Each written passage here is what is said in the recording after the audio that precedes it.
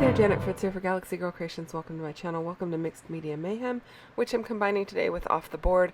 We used an off the board or a Pinterest board pin for the Mixed Media Mayhem inspiration, which means it also qualifies for Off the Board. This is the pin we chose, and I really liked the ruffles and all of that, but I went more with the music paper. But I have music paper, I just couldn't lay my hands on it right away. So I pulled out this text paper, and I'm going to start by doing a paper collage on the background, and I am going to just kind of like layer it up in on this white paper. And I am using some Vicky Bouton foundations paper because I know this is probably going to end up with a lot of product on it, and by product I mean wet product. So I am actually also using some matte gel medium, which is a bit on the dry side, so I'm sitting here mixing it up, trying to thin it out just a little bit and see if it's going to work. And as you can see there, I put a little water in there to kind of help thin it out. So I finally got it to a good consistency. Well, it's still pretty thick, but when I'm all done, I'm going to actually thin it out just a bit more. I just didn't want to do it beforehand because I wasn't sure how it would respond, and I didn't want to ruin it before I used it. So yeah, this matte gel medium is just going to get thinned out a little bit before I put it away to see if that can kind of revive it. So that is from Golden Products. I have a lot of product going on this, like I mentioned earlier, and so if I forget to list something or say something, hopefully I've held it up to the camera, but I'll try to put a list down below for you. It might take me a little bit of time to get it there.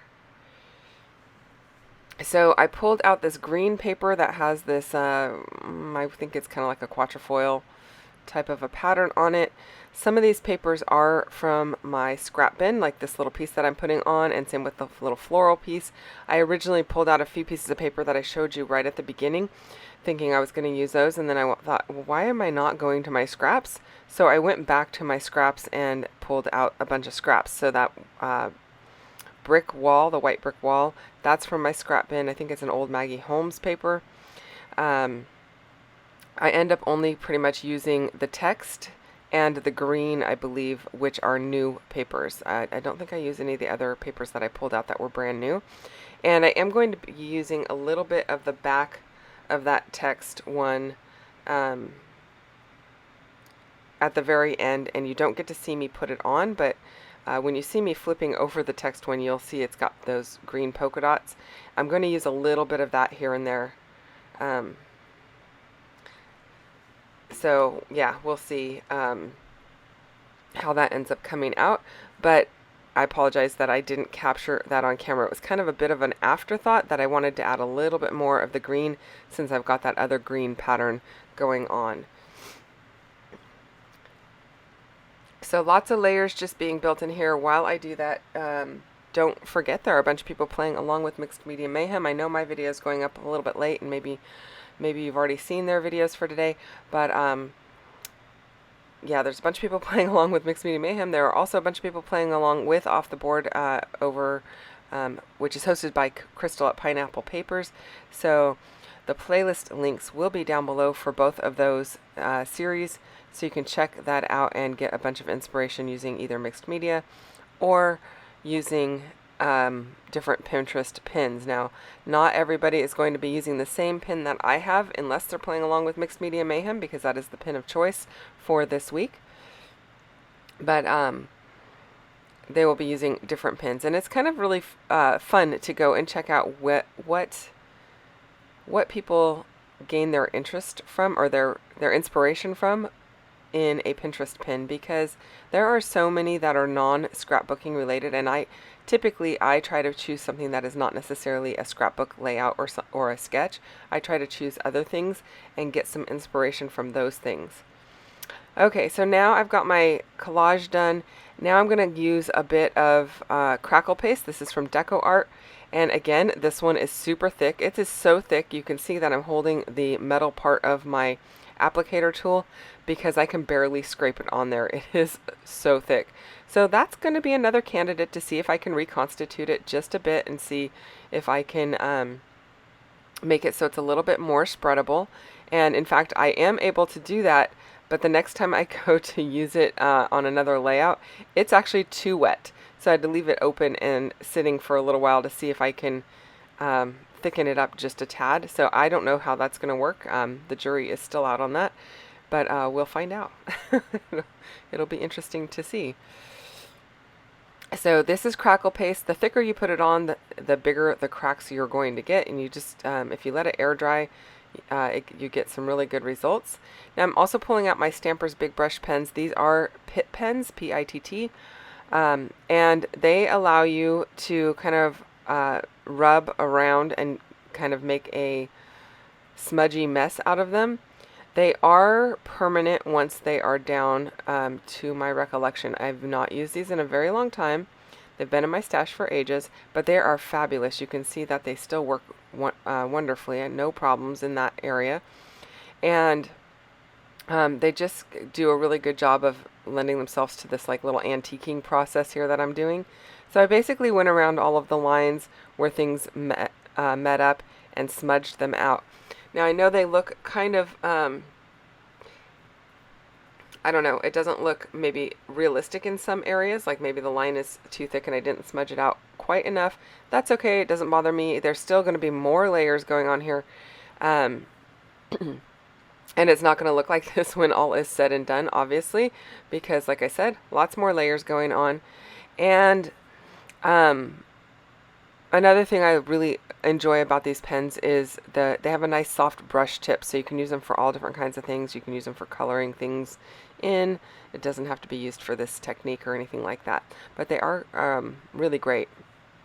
Okay, so I'm going to smudge those out. You could potentially get the same effect by inking the edges of your papers, like with some distress ink or something like that, before using your matte gel medium. But because my distress ink is water-based, I knew once the matte gel touched it, there's a good chance that things might, I don't know, run or smudge or whatever. So this is the process I used. You could probably use other products to get a very similar effect. Okay, so I'm liking how that's going together. I have these two photos of my little guy on a carousel. This week has just been a week of carousel photos. I did go in and spray some Distress Oxide ink in Pine Needle and in Evergreen Bough, and I apologize you didn't get to see that either. I do not know what happened with my camera there, but I'm not done with this process. That's all I've really done is sprayed those two bluey green Oxide sprays down. But you can see here I'm adding more. And then a little bit of spray of water. I'm also like sopping some of it up with an old paper towel, just so I don't have hard edges or I don't have lots of water bleeding everywhere. But I do like the way that it looks once I hit it with a little bit of the water in the areas where I don't want it super thick. The nice thing about the matte gel medium is once it's dry, I can actually just reconstitute it with a little bit of water, so it'll start running again. It gives you a lot of playtime, but on the other hand, it's also not necessarily a great thing because sometimes you don't want that stuff to run and you don't want to reactivate it and have your brown and green mix together. So that was a little bit of Dina Wakley Media Gloss in Ancient, and that is kind of a bronzy gold color, a browny gold color. And I just sprinkled some of that across, but I decided I wasn't happy with it, so as you saw there, I just reconstituted it and moved it around. This is more of that Dina Wakley Media Gloss. I decided I wanted more of the brown in there with the sparkle, and so I'm just applying it through the little straw. Well, I was going to use the straw applicator, but it wasn't picking up enough, and I definitely can't spray it at this point because I've had it for so long. The sprayer nozzle is definitely clogged, so I'm using a pipette to just pick some up out of the container and just add some drops here and there, and then I'm using my water to kind of mush it around on my paper and let it kind of run freely. I am picking up some of it with my paper towel because I don't want it too dark, and I think that area that's kind of towards the bottom is a little bit on the darker edge, and same with this area that I'm playing with right now. definitely darker than maybe I had intended or wanted, but I end up leaving it because I also know my photos are going to be covering some of these areas, and some of my embellishments are going to cover those areas, and I think it's going to look good once it's all said and done, bringing in some of those darker colors. And then I am also using a little bit of white paint just on my finger, and I'm smudging everything out, so that is also going to add to this mixed media effect. It's also going to lighten things up here and there, and I really like the way that that ends up looking. It kind of fades things out. I do also like the colors that have built up in between the crackle areas of the crackle paste. You're going to see that a little bit better in the close-ups, and I'm really happy with the way that this background ended up coming out. Now I went ahead and even used some of that white paint where I know the photos are going to be, just because you know, I don't know, normally I don't waste my product like that and do it underneath my photos, but it's white paint, so I was like, I'm just going to do it, and that way all the smudges look like they're where they're supposed to be. Lastly, I decided I'm going to put a little bit of black soot distress ink all the way around the outside to kind of give it a vignette type of frame. Could have also used a dark brown like walnut stain, but I went with black in this case because he's got black shorts on and his hair is, well, it's brown, but it looks black in these photos. So I thought I would just kind of play off of that and off of that polka dot paper, which has kind of a, I don't know, charcoaly black background on it.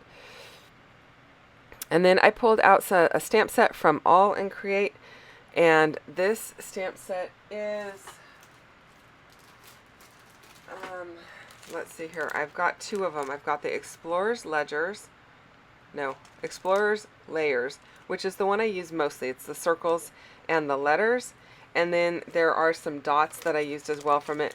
And I think I used one stamp from the Stamped Stories set, but you could really just get away with getting the Explorer's Layers to get the same effect, because a couple of the stamps in there are very similar.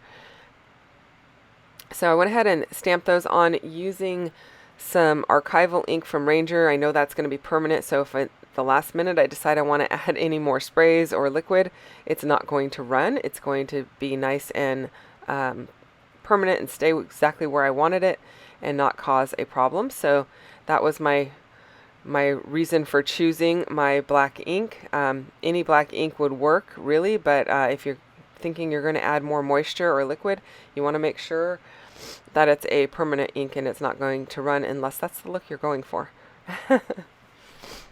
So this is definitely a messy mixed media layout, and we do a series on Mondays called Messy Monday, we being me and MK, and our focus this time was texture paste.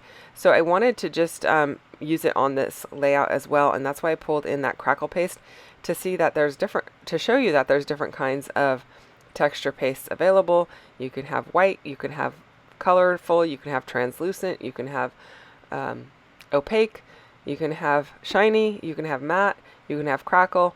There's so many different kinds of texture pastes. I even have one called glass beads. It's got glass beads in it. I don't know if I'll be using that before the month is over, but yeah, there's so many options out there. And you definitely don't need every single color, because you could just buy a couple of different whites and use a re-inker to change up the color. That's always an option. There are actually even ways to make your own texture paste. Surprisingly, you can find those in other YouTube videos.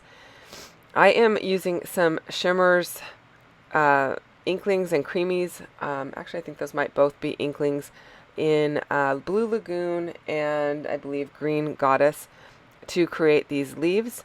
So just using some extra white paper that I have, and I just, as you saw there, slapped a little bit of that paint on there, waited for it to dry a little bit, and I'm using this like vine looking die set. This has been in my stash for a very long time, and I don't have the name of it. I have looked this up multiple times for people trying to find it, and yeah, it's, I believe it's from Tonic Studios, but I could not be sure about that, but it's probably at least 10 years old at this point.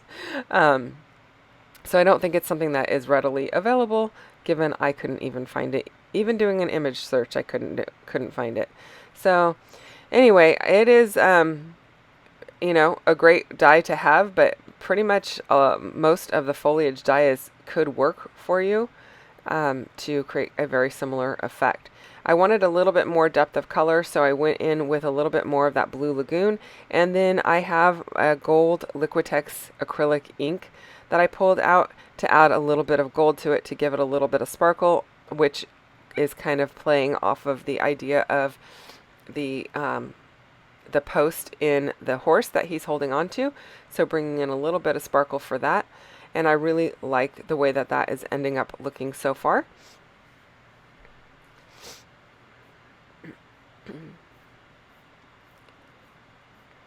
So I'm going to go ahead and do that for all of these pieces. I'm not sure which ones I'm going to use, but I've got the product out, so I might as well go ahead and do it rather than trying, you know, to recreate the look if I need another piece. So I figure just get it done and do it, you know, give yourself lots of options here.